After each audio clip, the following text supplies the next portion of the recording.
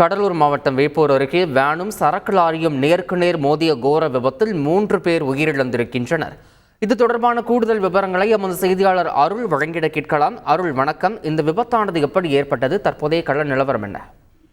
வணக்கம். கடலூர் மாவட்டம் வேப்பூர் அடுத்துள்ள நாரையூர் அருகே விடுதலை சிறுத்தை கட்சி தொண்டர்கள் திருச்சியில் நடைபெற்ற மாநாட்டிற்கு சென்றுவிட்டு சொந்த ஊரான சிதம்பரம் அருகே உள்ள வில்லியநல்லூர் கிராமத்தைச் சேர்ந்த 20க்கும் மேற்பட்ட இளைஞர்கள் வேனில் சென்று கொண்டிருந்தனர். அப்போது எதிரே வந்த சரக்கு லாரி மீது வேன் மோதி நொறுங்கியதில் சம்பவ இடத்திலேயே 2 பேர் உயிரிழந்தனர்.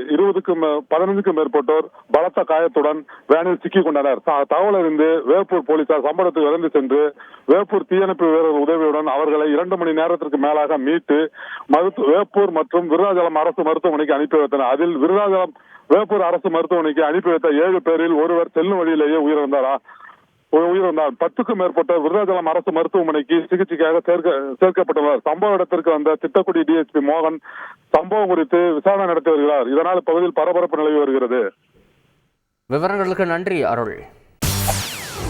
செய்திகளை உடனுக்குடன் தெரிந்து கொள்ள உடனே சப்ஸ்கிரைப் பண்ணுங்க.